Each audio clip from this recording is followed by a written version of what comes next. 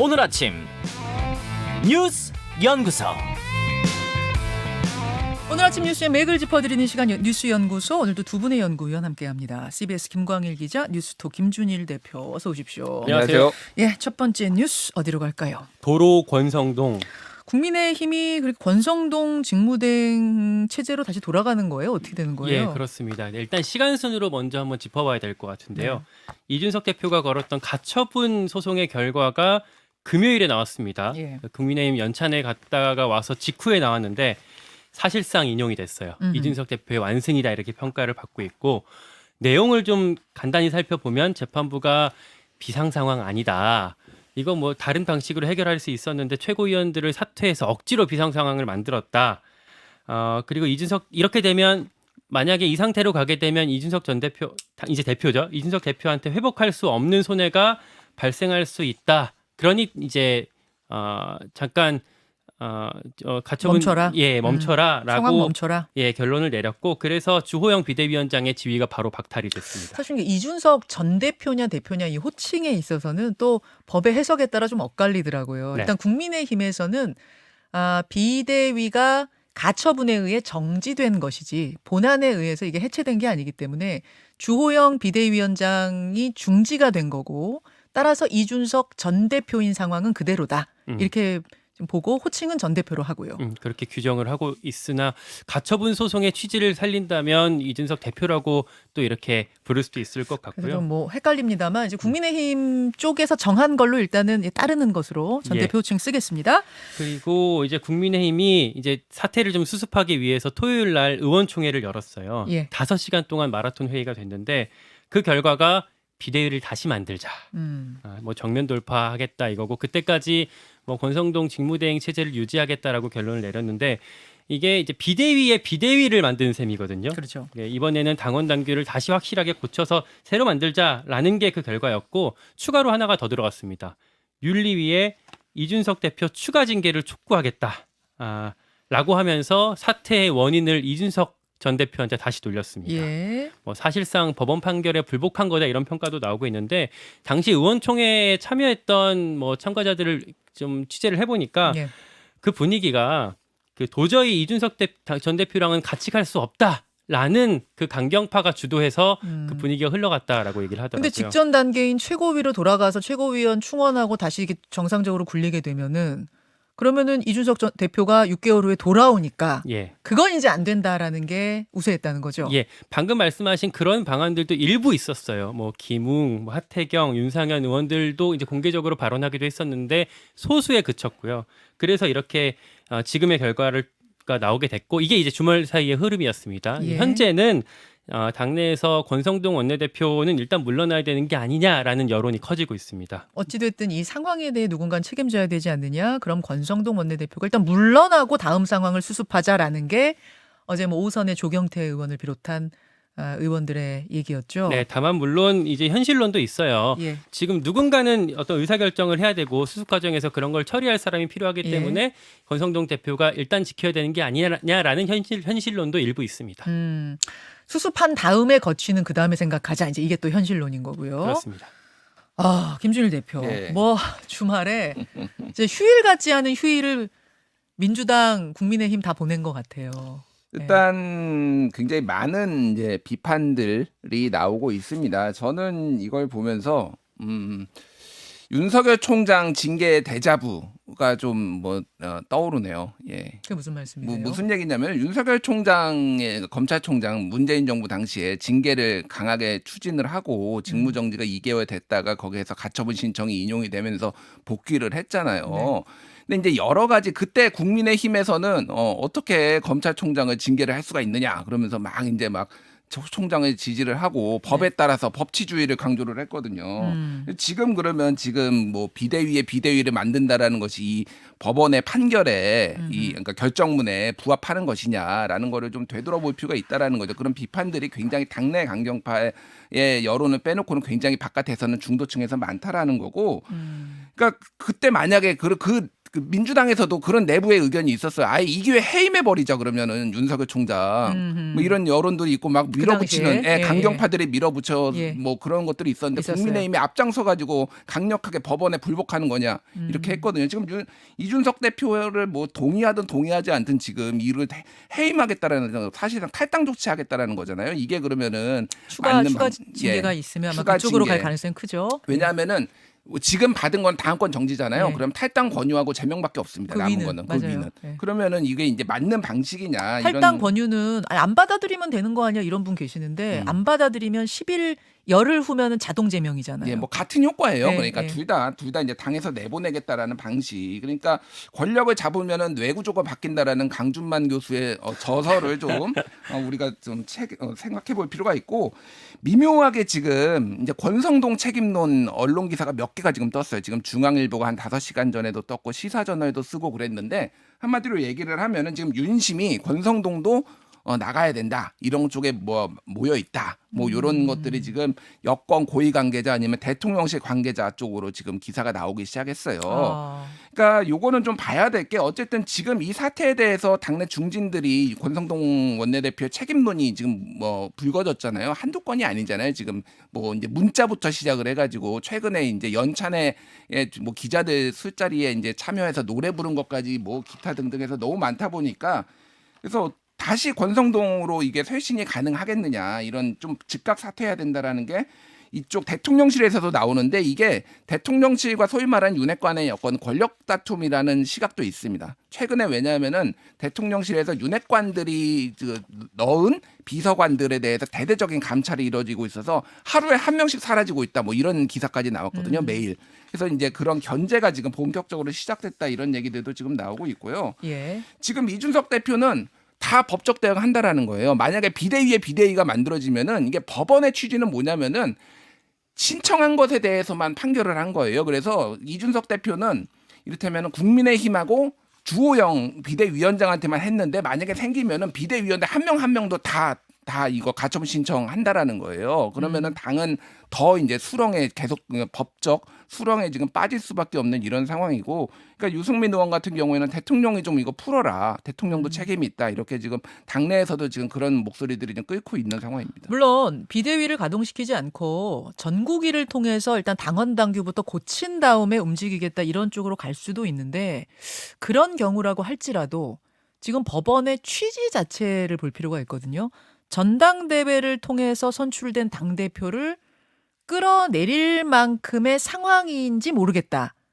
이게 이제 근본 취지 아닙니까? 다른 방식으로도 치유가 가능한데 이제 굳이 비상 상황이라는 걸 만들어서 억지로 만든 게 아니냐라는 게 법원의 취지였죠. 그래서 이제 전국위에서 당원 당규를 고쳐서 새로운 비대위를 꾸린다고 하더라도 다시 법원의 그 취지대로 돌아가서 따져보면 또 걸릴 수가 있는 상황이 되는 거죠. 물론 이준석 대표가 눈 감고 이번엔 안 걸겠습니다 하면 모르는데 이번에도 걸겠습니다 하면 아까와 똑같이 자기적인 상황을 만들어서 당대표를 끌어내렸다. 그래서 회복 불가능한 뭐 상황으로 만들었다. 이렇게 되면 또 똑같은 상황이 벌어질 수 있다는 거죠. 이준석 대표 멈출 만한 사람이 아니라는 거는 이제 뭐 대다수가 알고 있을 것 같고요. 한 가지 또 이제 짚어보면 이제 뭐 어차피 평론은 뒤에서 패널들이 충분히 하실 거니까 관전 포인트만 좀 보면 관전 포인트. 당내 윤핵관 분화 부분을 좀 지켜볼 필요가 있을 것 같아요. 네. 이 사안을 해결하기 위한 방식이 이전에도 사실 권성동 대표 직무대행으로 가자라는 온건파가 있는 반면에 비대위 체제로 전환해서 깔끔하게 아예 조기전대. 바꿔버리자, 예, 그런 식으로 하는 강경파가 있었는데 그 사이에서 갈등이 이제 이 강경파가 원하는 그림대로 흘러갔고, 근데 결과적으로 보면 사실 그 강경파가 주도한 그림인데 이제 어그러졌잖아요. 네. 근데 이 책임은 권성동 원내대표 온건파에서 져야 되는 상황이 오게 돼서 지금 이제 언뜻 들으시면 아니 권성동 원내대표가 무슨 온건파야 이러실지 모르겠습니다만 권성동 원내대표는 사실 권위가 아니라 사고다 네. 했던 스탠스고 그다음에 배현진 최고위원이 사퇴했을 때 이번 상황에 이제 방아쇠를 당겼을 때 권성동 원내대표는 그럼에도 불구하고 최고위는 그냥 가야 된다는 쪽이었던 걸로 제가 알아요. 네, 며칠 후에 중재하자. 물론 이제 뭐 무릎을 꿇긴 했습니다만. 예. 그러다 보니까 이게 엇갈리면서 지금 이 책임을 이제 누가 져야 하냐 이런 상황이 이제 펼쳐지게 된 건데 그러면서 이제 누구 탓이냐 이러면서 윤핵관 사이의 분화가 더 가셔야 될 가능성이 있습니다. 그렇군요. 오늘 이 이야기 지금 돌아가는 상황은 이분이 잘하실 것 같아요. 천하람 혁신위원 통해서 주말 사이 그 돌아가는 상황들, 이준석 대표 측 상황, 당 안팎의 상황은 정리해 듣도록 하겠습니다. 넘어가죠. 77.77% 이재명. 예, 민주당 전당대회에 이재명 후보가 당대표로 선출됐는데 득표율 77.77%. 네. 일부러 이렇게 맞추기도 힘들겠어요. 네, 뭐 행운의 숫자 7이 연속됐다 볼 수 있는데 정성우 의원 같은 경우는 이런 얘기를 했습니다. 대선까지 승리로 이끌 조짐이 보인다 이렇게 추켜 세우기도 했어요. 네, 이제 결과를 좀 뜯어보면 대의원 투표에서 72%, 2차 국민 여론조사에서 82, 당원 여론조사에서 86%가 나와서 압도적으로 이재명 후보가 대표로 당선이 됐고요. 이 종전까지 이낙연 전 대표가 최고 득표율이었어요. 네. 이제 60.77%였는데 이거보다 이제 훌쩍 넘긴 최고 기록을 세웠습니다. 그리고 최고위원도 살펴보면 정청래 의원이 이제 1위로 수석 최고위원이 됐고요. 고민정, 박찬대, 서영교, 장경태 의원 순으로 최고위원이 됐습니다. 네. 송갑석 후보 같은 경우에는 이제 대의원이 많이 받아서 친문의 결집이 혹시 돼서 당선이 될지 모르겠다 이런 기대가 있었는데 네. 고영인 후보랑 같이 고배를 마셨습니다. 예. 이재명 대표는 이제 국민의 삶에 반발 자국만이라도 도움이 된다면 정부 여당에 협력하겠다라고 하면서 영수회담을 요청하겠다라고 했어요. 첫 일성이 영수회담 요청인데 지금 뭐 용산이나 국민의힘 쪽 반응이 있습니까? 당장 나온 건 없습니다. 없죠. 예. 자, 김준일 대표. 예. 예. 77.77 진짜 뭐 7이 4개나 있는데 2년 전에 이낙연 대표가 8월 달에 전당대회에서 60.77 받았거든요. 거기 때는 7이 2개밖에 없었고요. 그래서 17%포인트 높은 이낙연 대표도 그때 적지 않게 받았다. 그럼요. 이런, 압도적이었다. 이런 얘기가 있었는데 이게 어느 정도 지금 압도적이냐면은 역대 민주당 계열 중에서 당대표 최고 득표입니다. 그러니까 말하자면 김대중 전 대통령 뭐 이런 1997년에 네. 새정치국민회의 때 예. 당 총재 경선에서 김대중 당시 네. 후보가 73.5%니까 맞아요. 그러니까 역대급이다라고 그때도 이제 압승이라고 했는데 그렇죠. 뭐 지금 더 경쟁자가 그때도 없었다라는 거고 이번에도 없었다라는 건데 이게 이제 당에서도 소수의 팬덤에 의지한 거 아니냐 이렇게 얘기하니까 어제 이제 당선되고 난 다음에 네. 20만 명에 이르는 권리당원이 투표 대상자고 그동안 40만 명이 투표를 했다라는 건 기록적인 수치다. 소수 아니다. 이렇게 좀 이재명 후보가 당대표가 얘기를 했어요. 그래서 어쨌든 지금 굉장히 많은 과제를 안고 있다. 여당이 지금 저 상황이라서 좀 많이 묻혀 있기는 하지만 가장 지금 시험대 첫 번째 오를 게 지금 민영배 무소속 의원의 입당 복당 여부가 지금 시험대 오를 수 있어요. 이게 강경파 그러니까 민형배 의원이라고 하면 이른바 검수완박 상황에서 뭐 소위 말하는 꼼수 탈당 예. 논란이 있었던 예. 민영배 의원을 지금 받아줄 것이냐 말 것이냐가 지금 당장 지금 예. 이제 하나의 관건이 될 것 같고 그리고 또 지금 저번에 추진하려다가 말았던 당원 14조 그래서 이제 권리당원 전원 투표 이거를 지금 재추진을 할 것이냐 말 것이냐. 권리당원 전원 투표를 최고 의결 기구로 삼을 것이냐 말 것이냐 이 부분이죠. 예, 그런 부분들이 이제 당내 반발이 심해질 것이고 그래서 주요 당직을 지금 친명계 1색인데 주요 당직의 개파 안배를 소위 말해서 할 것이냐 말 것이냐 이게 당장의 과제라고 한다라면은 조금 더 가면은 이제 사법 리스크 이제 기소가 줄줄이 이어질 거거든요. 이거 지금 어떻게 헤쳐나갈 것이냐 그렇죠. 이게 좀 관건이 될 것 같아요. 예, 그런 숙제들이 있습니다. 영수회담 관련해서 어제 대통령실에서 별다른 반응을 보이진 않았었는데 이게 아마 이제 고민이 될 거예요.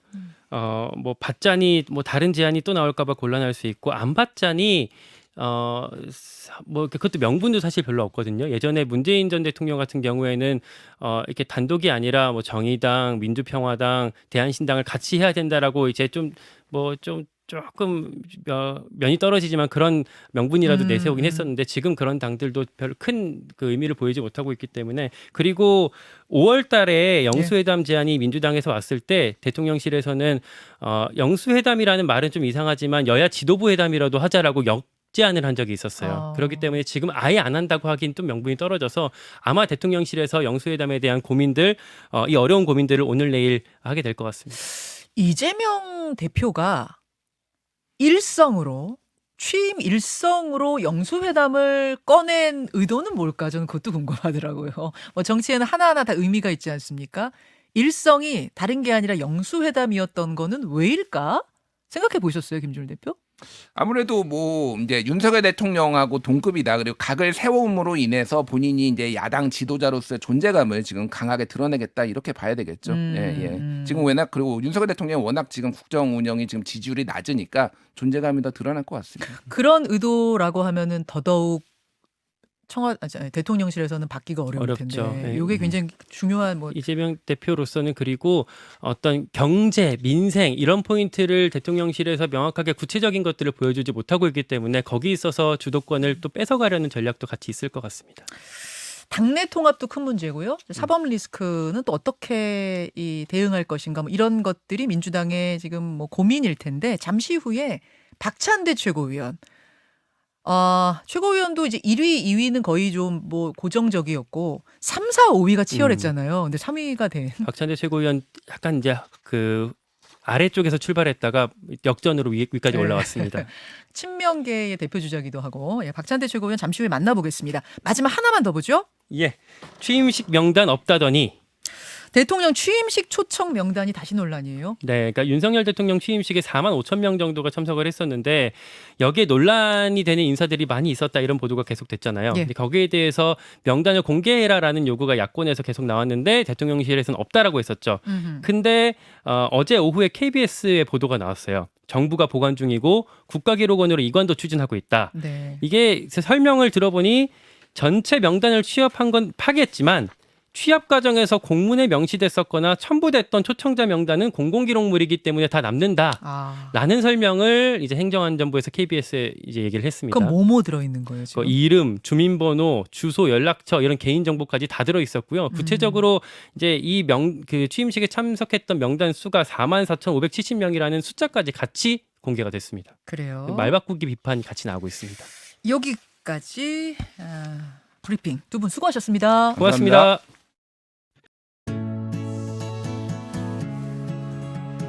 김현정의 뉴스쇼는 시청자 여러분의 참여를 기다립니다. 구독과 좋아요, 댓글 잊지 않으셨죠? 알림 설정을 해두시면 평일 아침 7시 20분 실시간 라이브도 참여하실 수 있습니다.